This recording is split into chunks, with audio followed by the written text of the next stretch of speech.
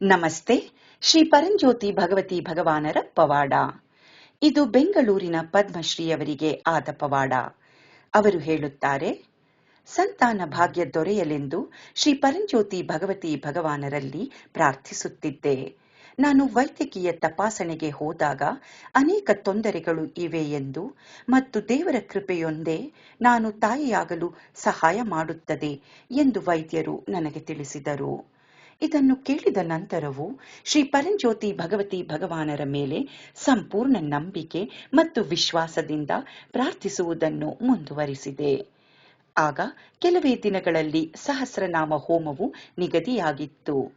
ಹೋಮಕ್ಕೆ ನೋಂದಾಯಿಸಿಕೊಂಡೆ ಮತ್ತು ಸಂತಾನ ಪ್ರಾಪ್ತಿಯಾಗಲೆಂದು ಹೃದಯಪೂರ್ವಕವಾಗಿ ಪ್ರಾರ್ಥನೆಯನ್ನು ಮಾಡಿಕೊಂಡೆ. ಸಹಸ್ರನಾಮ ಹೋಮದಲ್ಲಿ ಪಾಲ್ಗೊಳ್ಳುವ 1 ವಾರ ಮುಂಚೆ ಮತ್ತೊಮ್ಮೆ ವೈದ್ಯಕೀಯ ತಪಾಸಣೆಗೆ ಹೋದೆ.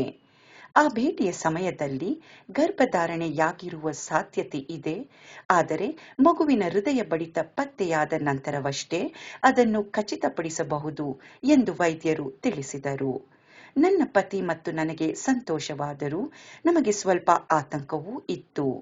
ಆಳವಾದ ಭಕ್ತಿಯೊಂದಿಗೆ ನಾವು ಹೋಮದಲ್ಲಿ ಭಾಗವಹಿಸಿದೆವು ಮತ್ತು ಶ್ರೀ ಪರಂಜ್ಯೋತಿ ಭಗವತಿ ಭಗವಾನರಲ್ಲಿ ಪ್ರಾಮಾಣಿಕವಾಗಿ ಪ್ರಾರ್ಥಿಸಿದೆವು.